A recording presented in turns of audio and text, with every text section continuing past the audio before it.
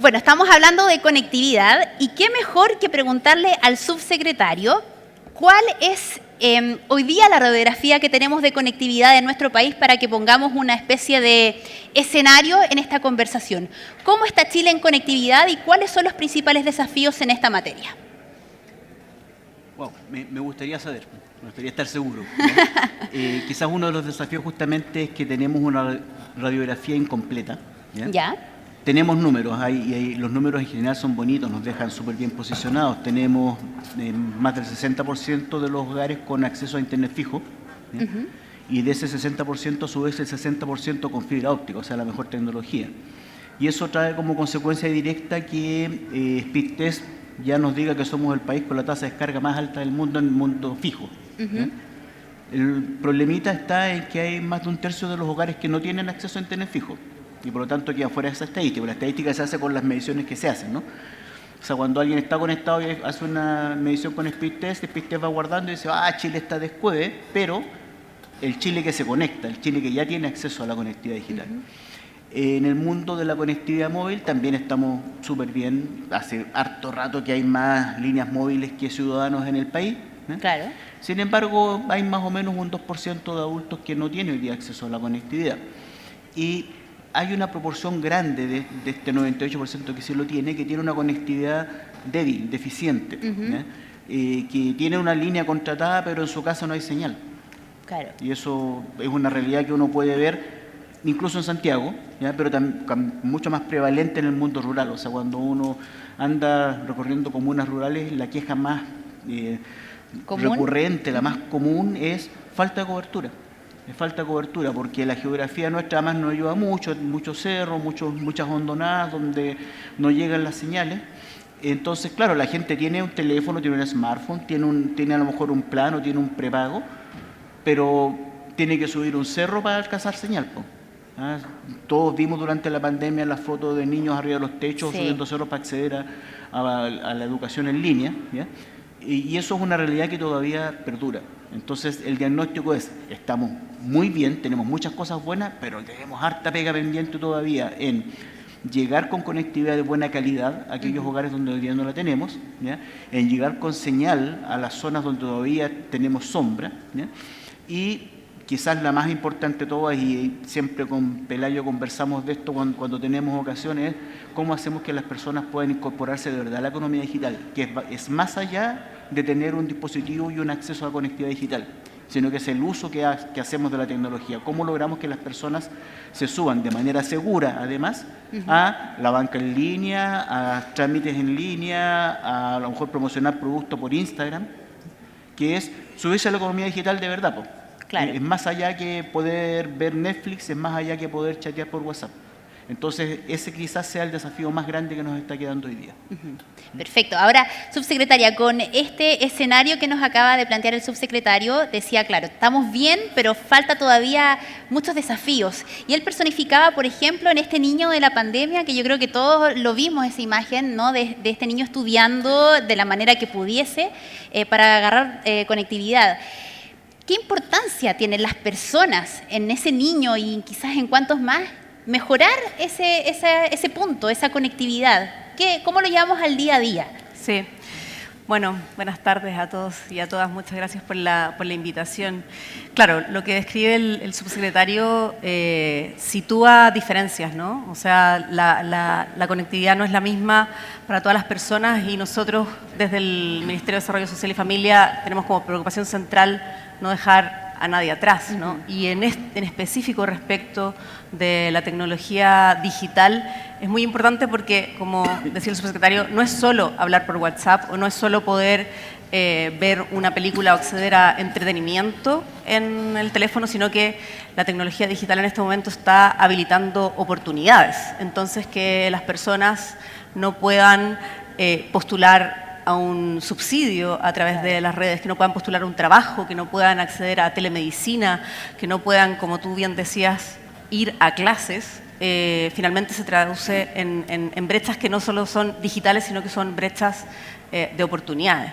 Por lo tanto, ahí nosotros, bueno, además de considerar la tecnología, la conectividad como parte del acceso al bienestar. Nosotros ya en la encuesta de bienestar que lleva la subsecretaría nuestra, estamos preguntando precisamente por el acceso a Internet, porque ya sabemos que es parte de lo que las personas consideran como parte de su bienestar. Estamos también trabajando en la cooperación público-privada, que es lo que me toca a mí desde el Ministerio, trabajar con efectivamente el sector privado que está precisamente trabajando en proyectos que propician la conectividad de las zonas que están más rezagadas, que como decía el subsecretario, están precisamente en la zona rural, pero también en ciertos tramos etarios, también en, obviamente, distintos tramos socioeconómicos. Sí. Bueno, antes de adentrarnos justamente en esta conversación que hay entre lo público y lo privado, me gustaría preguntarle a Felipe, desde el otro lado, desde las empresas, ¿qué importancia le ven a la conectividad, no solo en historias como la que acabamos de relatar, ¿no?, sino que también en el trabajo de sus propios colaboradores? La pandemia nos vino a cambiar literalmente la vida a todos y me imagino que la conectividad, al menos en empresas importantes como es la de ustedes dos, representa un punto fundamental hoy día, ¿no? Bueno, primero que todo, buenas tardes a todos. Muchas gracias por la invitación. Felices de estar compartiendo acá esta reflexión y conversación en torno a una temática que es crucial en la vida de cada uno. Todos levantamos y realizamos esta acción de revisar nuestro correo, de revisar el WhatsApp. Y eso acá en Santiago es algo común y corriente, pero sin embargo muchas veces en regiones es algo que no se da. Como bien decía el subsecretario, tenemos brechas que son tremendamente visibles fuera de Santiago, en regiones, en el mundo rural. Y esto se vio lógicamente incrementado durante la pandemia porque nos generamos una dependencia tan grande de lo digital por el hecho de que la presencialidad ya no existía, que lógicamente hacia adentro de la empresa y hacia afuera se volvió un tema prioritario. Y desde esa óptica, como empresa que cohabitamos un territorio, que compartimos un espacio, no solamente con los colaboradores, que muchos de estos colaboradores son también vecinos, es que necesitamos desarrollar iniciativas que vayan propiciando generar oportunidades en los temas digitales. Y ahí es donde, vuelvo a indicar, la pandemia nos dio una lección, porque tuvimos que acelerar estos procesos.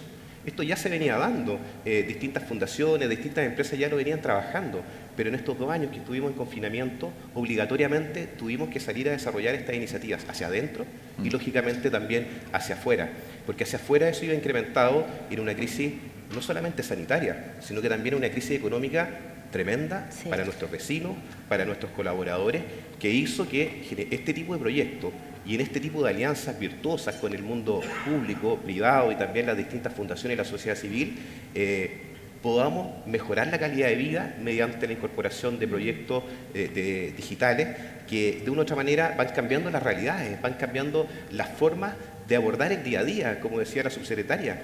Con estos tipos de iniciativas podemos tener acceso a telemedicina.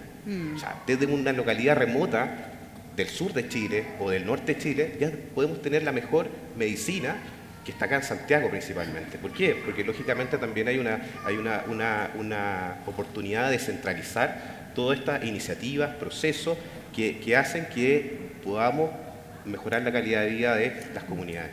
Al final estamos hablando de cambiar la vida, o sea, es mucho más profundo de lo que a veces incluso uno puede verbalizar. Ahora me gustaría hacerle a Andrés la pregunta del millón. ¿Cómo está esta colaboración público-privada? ¿Qué importancia hay que esto converja en la conectividad de todos los chilenos? ¿Por qué tiene que haber ahí una simbiosis entre estos dos mundos? A ver, bueno, primero también saludar a todos y a todas, gracias por la invitación. A ver, nosotros en Antofagasta Minerals tenemos una convicción que la aplicamos en varias dimensiones, que efectivamente el deber de una compañía o de un grupo como el nuestro es acompañar procesos de desarrollo en los territorios, pero no es reemplazar al Estado, sino que trabajar con el Estado. Muchas veces se dan territorios pequeños o rurales que compañías que tienen un gran peso, una gran importancia en la economía local, por ese mismo tamaño tienden a generar como dinámicas de reemplazo. Yo creo que lo importante y lo relevante es trabajar colaborativamente con el Estado para en conjunto tener como una visión de que es importante en ese territorio, en conjunto con las comunidades también, y llevar adelante esa visión de desarrollo. En el caso que estamos hablando hoy día, nosotros efectivamente, tal como lo decía muy bien Felipe, durante el proceso, digamos, el periodo de la pandemia, nos dimos cuenta que existía una brecha en los territorios rurales sobre todo, Sí. donde nosotros como compañía pudimos seguir operando gracias a lo digital, pero por ejemplo, en el caso de las pequeñas escuelas que tuvieron que cerrar, no estaban preparadas para asumir procesos de aprendizaje a través de lo digital. De hecho, muchas de ellas no tenían ni siquiera conexión. Entonces, empezamos a dar cuenta que finalmente esto que es un servicio, que uno lo conceptualiza como un servicio, también es un bien público. La digitalización, el acceso al mundo digital, nosotros lo entendemos como que debiese ser, y así lo entendemos, un bien público para las comunidades en donde nosotros trabajamos y tenemos nuestra operación. Y es por eso que desarrollamos un programa que se llama En Red Comunidad Digital, que aborda básicamente 4 brechas que nosotros identificamos durante la pandemia, que es educación, efectivamente, salud, acceso a telemedicina, acceso a empleo y empleabilidad, y a gestión hídrica, a tender a la automatización de algunos procesos de gestión hídrica, básicamente con los servicios sanitarios rurales.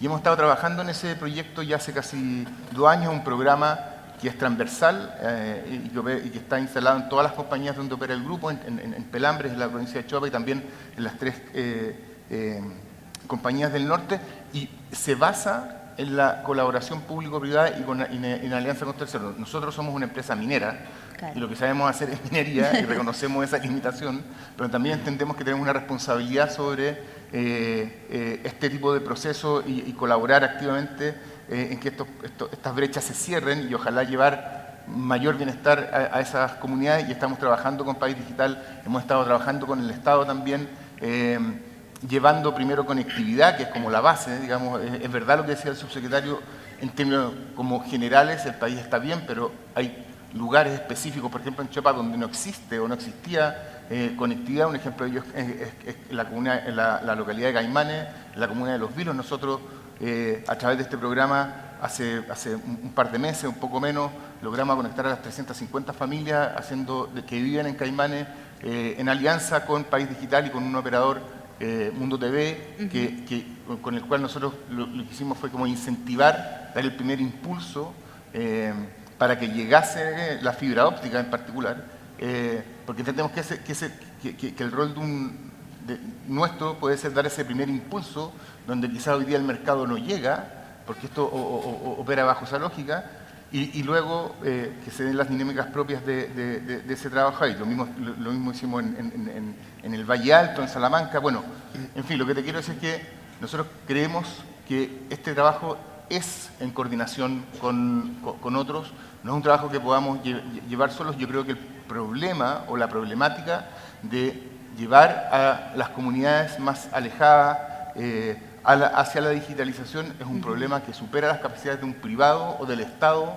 por sí mismo, y que necesariamente tiene que ser trabajado en conjunto, porque de hecho la información, la planificación o las prioridades también las pone el Estado, no podemos ponerlas nosotros solamente. Claro. Entonces creemos que esa alianza, y también con una fundación como lo es País Digital, que tiene años de experiencia y una expertise que nosotros no tenemos, yo creo que esa alianza es muy virtuosa y es el modelo que seguimos para trabajar en este programa y en otros que estamos llevando adelante en el mundo. Claro, finalmente es un trabajo en equipo. Subsecretaria, desde el sector público también lo ven así. ¿Cómo se está dando esta conversación entre lo público y lo privado, pensando en el futuro y en los desafíos que relataba el subsecretario?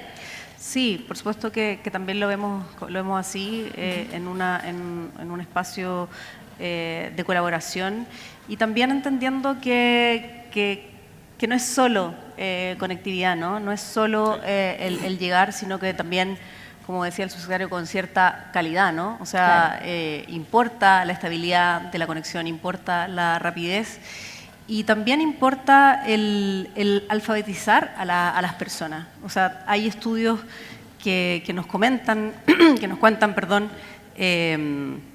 cómo las condiciones habilitantes que ofrece la conexión es distinto si tú lo haces desde tu celular, así es desde un computador, ¿no? Claro. O sea,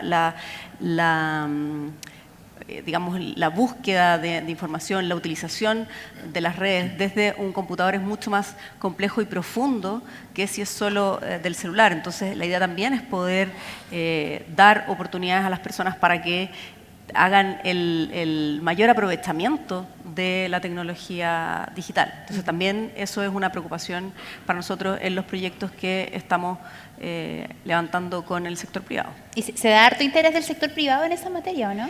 Hay de todo, sí, por supuesto. ¿Sí? Sí, sí. Para que haga una invitación. Quizás aquí hay interesados Pero también. por supuesto, sí, o sea, todos los proyectos que tengan como centro el desarrollo de las personas, la posibilidad de innovar y de desarrollar sus talentos, porque eso es de lo que estamos hablando también, van a ser muy, muy bienvenidos. Claro. Subsecretario, en esta conversación que hemos tenido se han dado algunos conceptos, la brecha digital o la alfabetización digital también. ¿Qué desafíos hay en esa materia en particular? Pensando, por ejemplo, usted ponía el ejemplo de algunos estudiantes. Hoy día es imposible concebir la educación de alguien sin una conectividad, por ejemplo. Pero también me pongo en el caso de, por ejemplo, los adultos mayores, ¿no?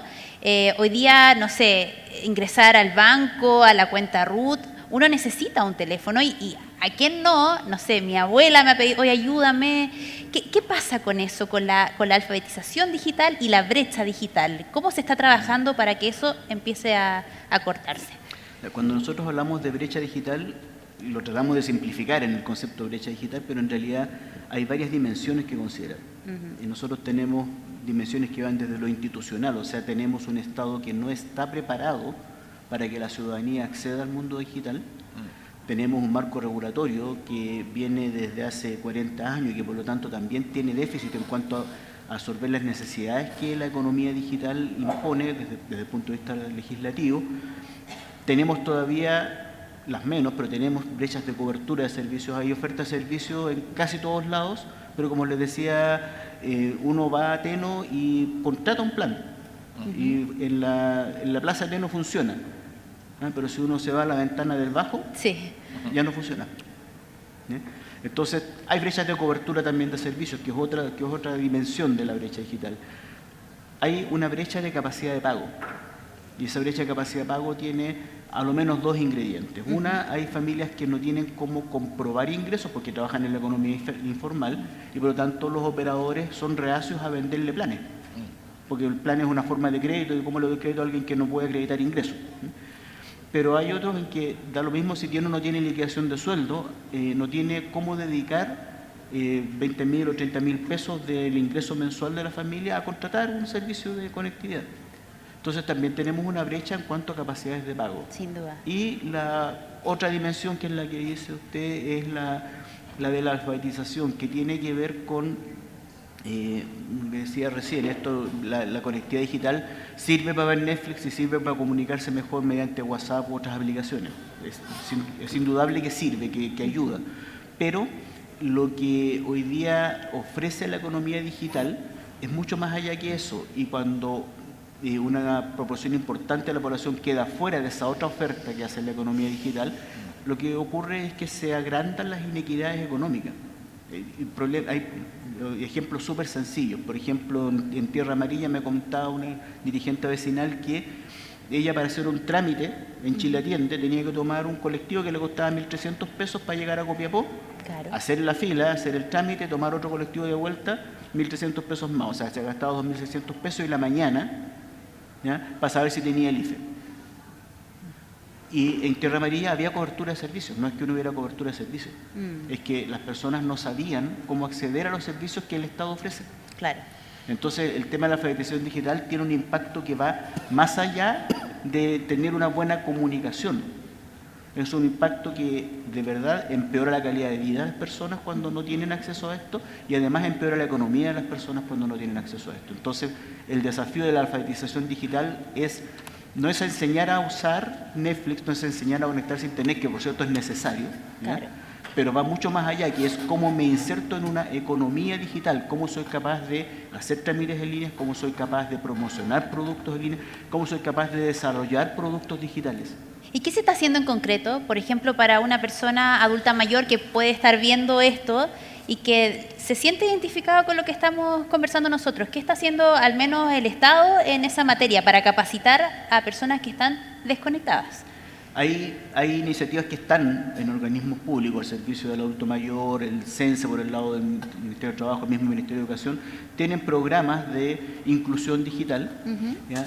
Y ahí un poco el tema de la conversación, que es la colaboración pública-privada, tanto las empresas de telecomunicaciones como la Fundación País Digital tienen programas de apoyo a la incorporación de adultos mayores al mundo digital.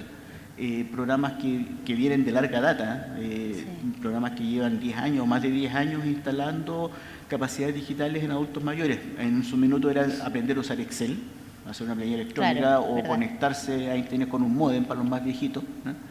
Y hoy día tiene que ver con cómo los adultos mayores resuelven sus trámites desde la casa sin tener que salir al centro de la ciudad o a otra ciudad incluso a hacerlo. Qué bien. ¿Cuánta gente vimos además, por ejemplo, para los retiros de los 10%, que el llamado era que nos quedáramos en la casa, que no fuéramos presencialmente, y había mucho adulto mayor, nosotros lo mostrábamos todos los días en las noticias, tratando de hacer el trámite presencial porque no lo concebían de otra manera? Ahora, volviendo al sector privado, me gustaría preguntarle a Felipe qué proyectos tiene la CMPC en este ámbito, en la conectividad, en impactar especialmente al sur del país donde operan ustedes. Claro, exacto. Nuestros principales proyectos están en el sur de Chile, ubicados en la región de la Araucanía y Biobío. En ese sentido, como bien decía todos los panelistas, en realidad la alianza público-privada es fundamental para poder generarlo. O sea, sabemos que el Estado no puede solo, las empresas no pueden solas, tampoco la sociedad civil ni las fundaciones. En este equilibrio, en la búsqueda de elementos en común, podemos lógicamente generar el desarrollo que queremos para todo Chile. Desde esa óptica y en esta alianza es que en este caso la Fundación País Digital nos ha ayudado, y también los gobiernos locales y centrales, a desarrollar proyectos en comunas como Coyipulli, como Santa Juana y como Nacimiento, que son comunas que tienen indicadores de desarrollo humano bien paupérrimos. En realidad, en la región del Biobío y la Araucanía están los indicadores más bajos del país, y en donde el número de familias y de habitantes por cada una de las comunidades que viven entre lo urbano y lo rural, porque están ahí como en lo periurbano, son numerosas. Es que hemos llegado con proyectos que le permiten tener Wi-Fi de calidad estable para poder desarrollar sus distintas iniciativas en el día a día. Y eso ha aparejado también de la formación y la capacitación en algunas líneas de trabajo que son emprendimiento e innovación, que son también temas académicos netamente de escolares, y por otro lado también alfabetización digital. Y estamos sumando un cuarto que, bajo el contexto de que estamos en un contexto cultural indígena, estamos también sumando algunos proyectos relacionados con el mundo mapuche. Y en ese sentido, lógicamente, País Digital nos ha ayudado a poder implementar en estos territorios, y los resultados han sido maravillosos por el hecho de que el otro día estuvimos con el subsecretario lanzando el Chile Conectado, y tuvimos una comunicación en directo con una comunidad indígena de Linco. Esto queda en Coyipulli, a 30 kilómetros de Coyipulli, y estaban conectándose desde La Ruca para poder tener esta conversación con el subsecretario y con los panelistas en esa actividad. O así también tenemos ejemplos como algún emprendedor de Villa de Mininco, que es un poblado que queda también cerca de Coyipulli, que es netamente rural, está vendiendo sus productos ya para todo Chile. Entonces, iniciativas como esta permiten que le podamos dar mayores oportunidades a las comunidades locales, a las comunidades que realmente no tienen el acceso a lo que nosotros tenemos acá en Santiago, que es levantar el teléfono y saber lo que está pasando. Si este es un mundo de la inmediatez, sabemos absolutamente todo y estamos todos interconectados, pero hay un Chile que todavía no vive de eso, a pesar de que comparativamente, lógicamente, con otros países de Latinoamérica estamos bastante avanzados, pero todavía hay un Chile que, si bien es minoritario, no tiene esa oportunidad para poder generar desarrollo y un mayor bienestar social. Claro, y uno acá le cuesta imaginar ese Chile porque obviamente en la capital estamos en relación a la conectividad mucho más avanzado que quizá esas mismas comunidades a las que usted hace referencia. Ahora, en esa misma línea se ha hecho ya harto. ¿Cuál es el futuro, al menos desde su empresa? ¿Qué otros proyectos tienen en carpeta que vayan en esta misma línea? Bueno, en ese sentido, La idea es poder seguir llegando a territorios que aún tienen esta brecha, tienen esta carencia.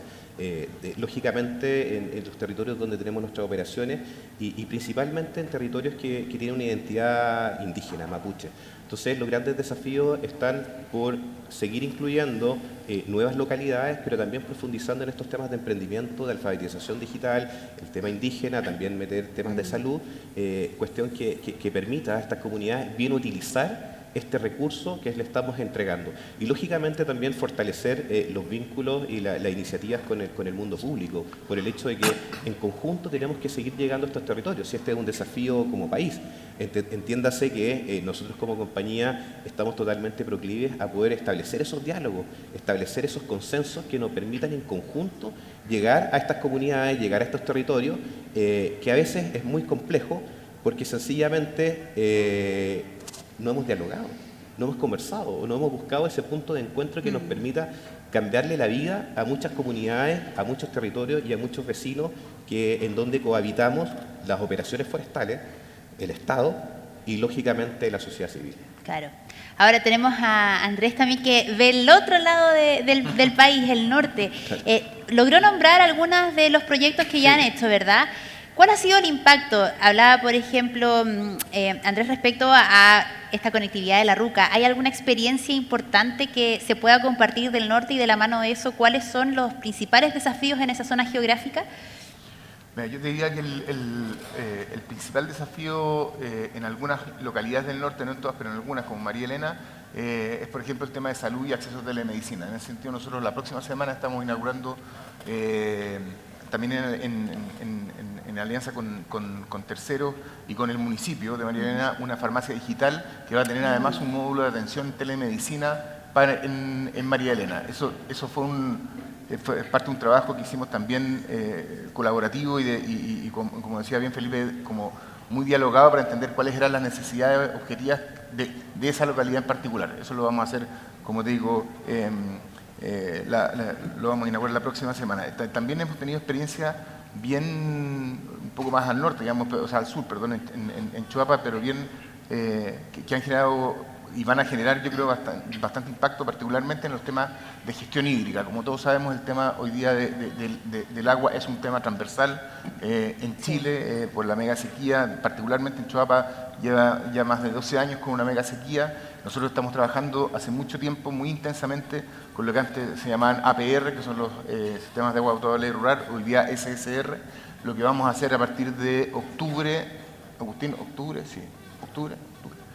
este año, ahora, en las próximas semanas, iniciar un proceso de implementación de telemetría en los sistemas de agua potable rural, en conjunto con dotar de capacidades a las directivas para que gestionen remotamente esos sistemas y además puedan tener acceso en línea a la información respecto de cómo está operando ese APR, de tal manera de básicamente reducir las brechas de cortes de agua, por decirlo así en términos bien simples. Con lo que estamos haciendo hoy día ya hemos reducido los cortes de 6 a 2 horas. Lo que queremos es asegurar el acceso continuo a agua potable para consumo humano en todos los APRs de la provincia.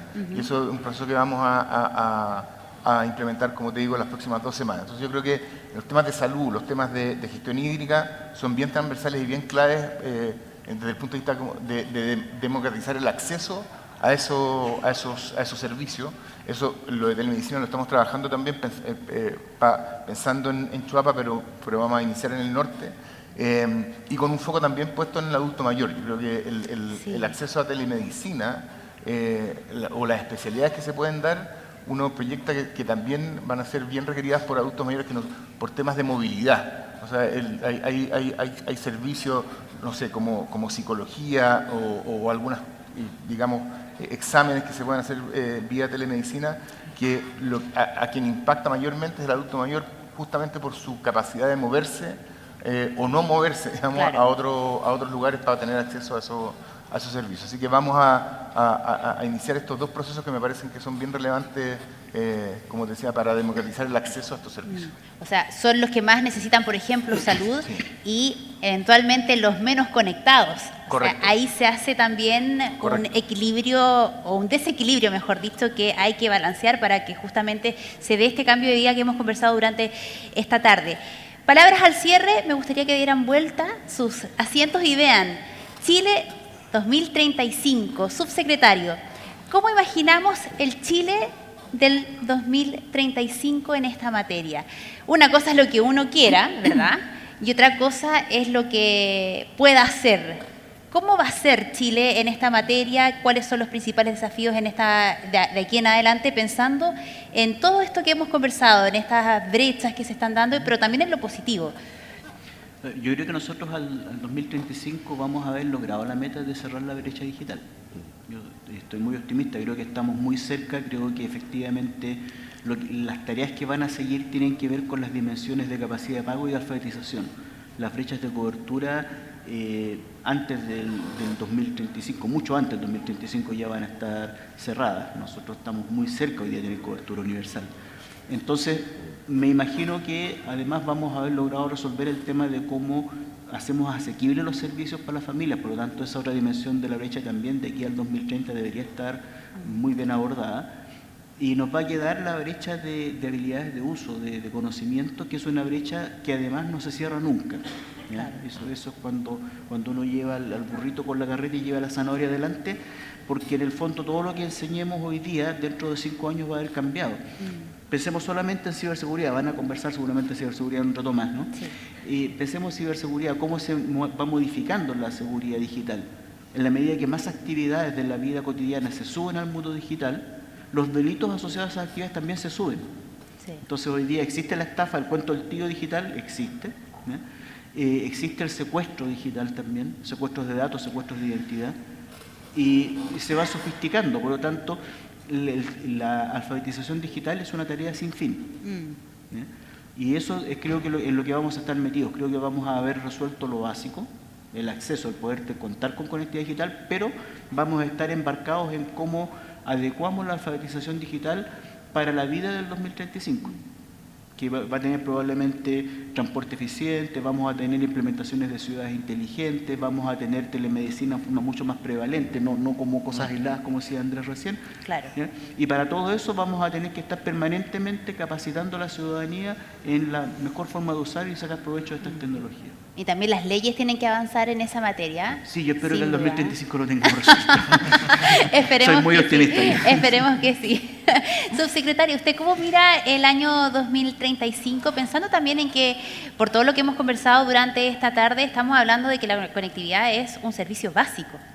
Justamente eso iba a comentar, que yo creo que el desafío que tenemos ahora es muy similar al que en el siglo pasado se tuvo con la alfabetización, ¿no? O sea, sabíamos que el saber leer, el saber escribir, habilitaba a las personas, les abría el mundo, ¿no? Sí.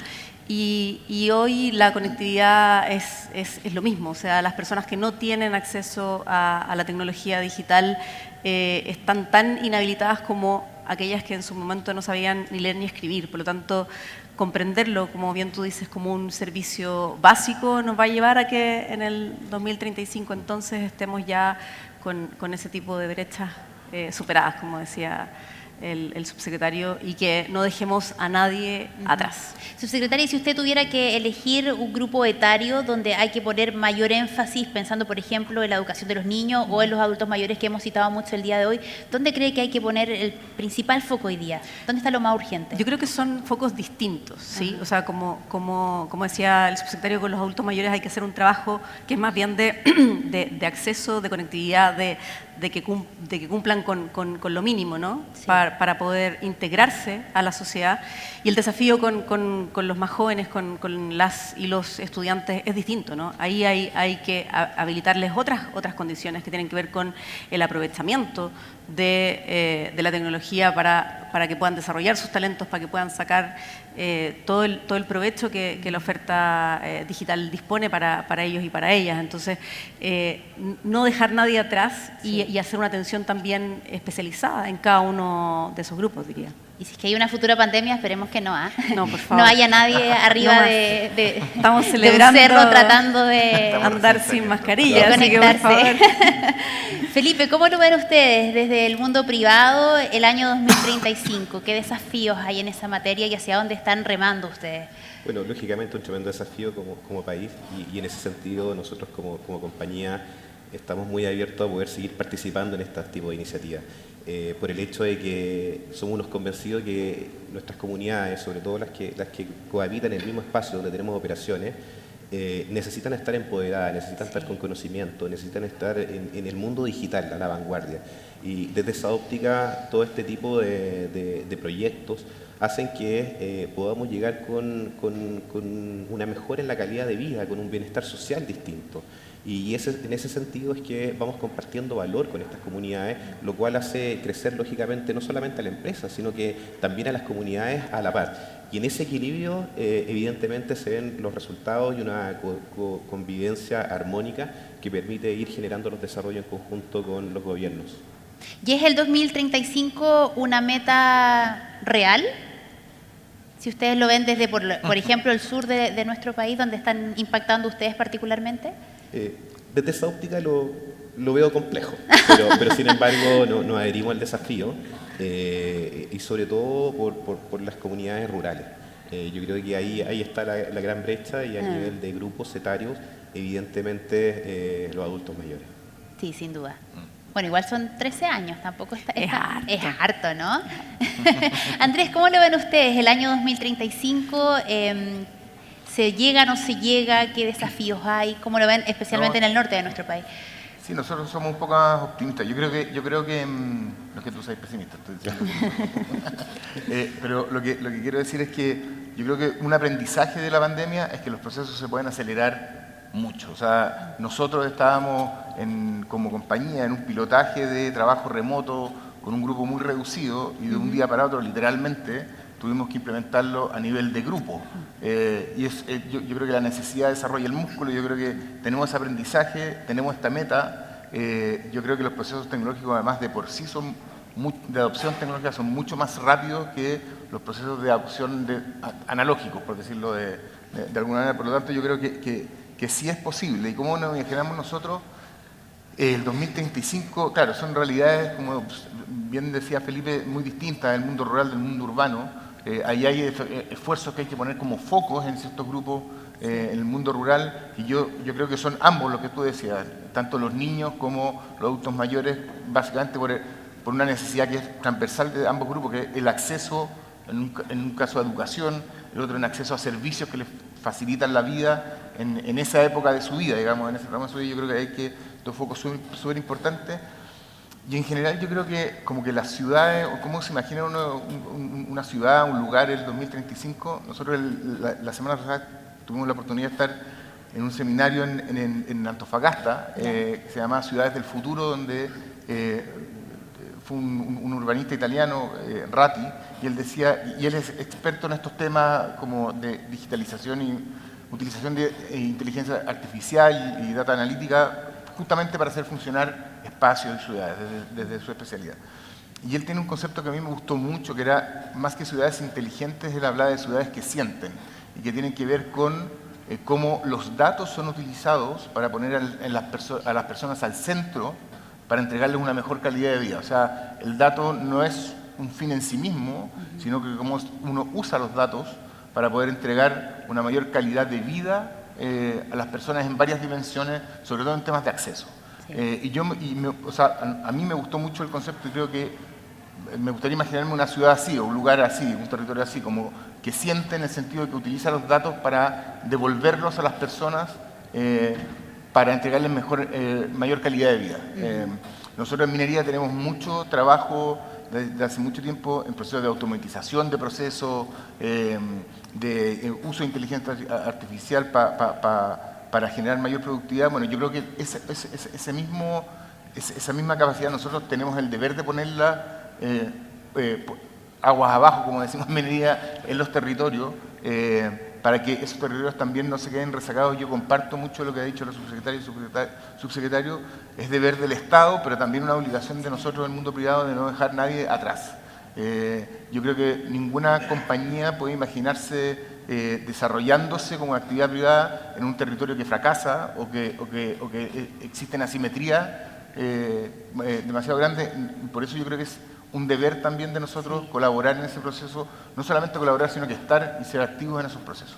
Y por eso es tan importante que hoy día estén ambos sectores, lo público y lo privado, para hablar de los desafíos en el futuro. Quiero agradecerle a Claudia Araya, subsecretario de Telecomunicaciones, también a Paula Poblete, subsecretaria de Evaluación Social, Felipe Alveal, subgerente de Asuntos Corporativos de Empresas CMPC, y también a Andrés Morán, gerente de Asuntos Públicos de Antofagasta Minerals. Un aplauso para ellos. Hay harta pega que hacer.